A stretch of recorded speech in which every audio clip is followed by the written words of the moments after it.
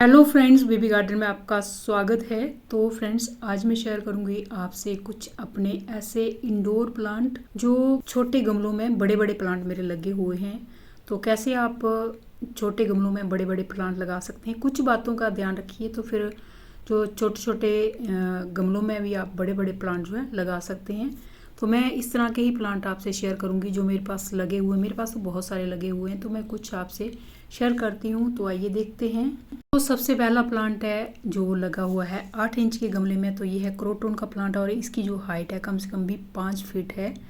तो ये काफ़ी बड़े साइज़ का क्रोटन का प्लांट है और काफ़ी सालों पुराना भी है। ये 5-6 साल पुराना ये मेरे पास प्लांट है।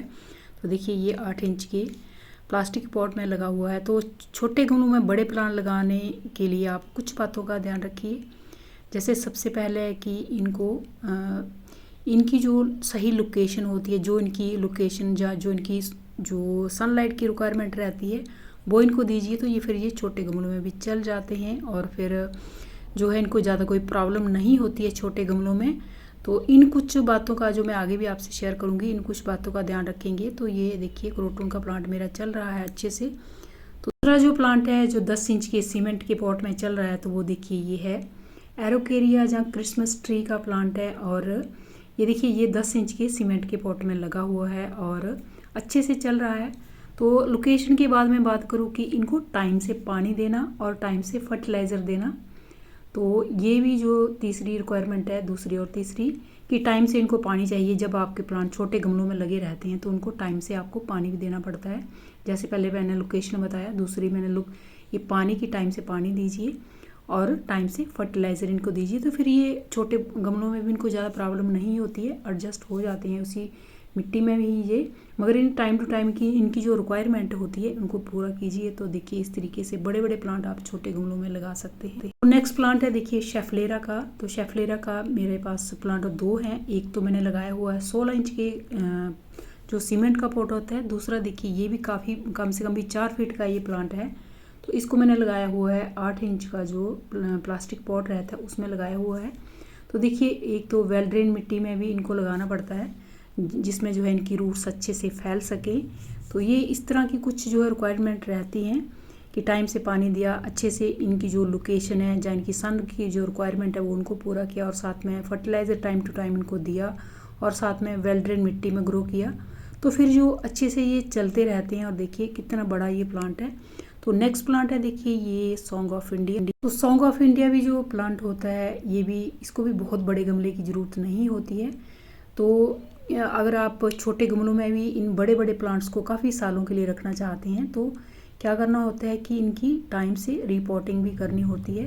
तो देखिए मेरा जो ये प्लांट है तो मैं इसको कम से कम भी ये प्लांट मेरे पास 8-10 सालों से है, उससे भी ज़्यादा ही होगा। तो मैं इसको साल में एक बार तो रिपोर्ट करती ही हूँ। तो इसलिए ये छोटे गमलों में ही चल रहा है और ये भी 8 इंच के गमले में ही लगा हुआ है। और देखिए काफ़ी पुराना और काफ़ी इसकी हाइट है, 4-5 फीट इसकी हाइट है। और इस गमले में 2 प्लांट लगे हुए हैं, एक बड़ा है और एक थोड़ा सा छोटा है। तो इसलिए इनकी जो टाइम टू टाइम आप साल में कम से कम एक बार तो इनकी रिपोर्टिंग आप कर ही सकते हैं। अगला प्लांट है देखिए ये है वेरीगेटेड बरगद का प्लांट। बिल्कुल देखने में लगता है कि ये रबड़ प्लांट है, मगर ये रबड़ प्लांट नहीं है, वेरीगेटेड बरगद का प्लांट है जिसको मैं कोई 2-2.5 साल पहले नर्सरी से लाई थी। एक छोटा सा प्लांट लाई थी। ये बहुत तेज़ी से तो नहीं बढ़ता है मगर थोड़ा सा जो है स्लो ग्रो करता है ये। और जब मैं लाई थी बहुत छोटा था, अभी ये 2-2.5 सालों में काफ़ी बड़ा भी हो गया है। ये कोई 2-3 फीट का प्लांट है। तो अब इसको भी मैंने जो लगाया हुआ है 8 इंच के गमले में ही लगाया हुआ है और इसको मैं सुबह की जो धूप होती है देती हूँ कोई 1-आधे घंटे की, अच्छे से चलता रहता है। देखिए नेक्स्ट प्लांट है ये जो ड्रेसिना होता है। तो ड्रेसिना के भी जो प्लांट होते हैं इनको भी जो है आप चला सकते हैं 8 इंच के गमलों में कई सालों तक। वजह यह है कि आप इनको साल में एक बार तो रिपोर्ट कर सकते हैं, नहीं तो इनकी जो रूट्स हैं बहुत ज़्यादा फैलती हैं।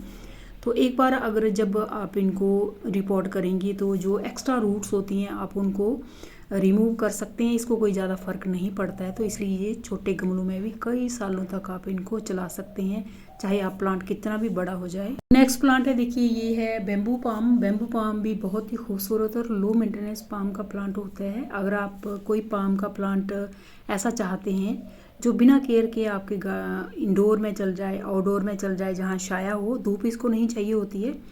तो देखिए मैंने भी इसको लगाया था पहले 8 इंच के गमले में, अभी इसको 9 इंच का जो सेरेमिक पॉट होता है वाइट कलर का, उसमें मैंने इसको लगाया हुआ है।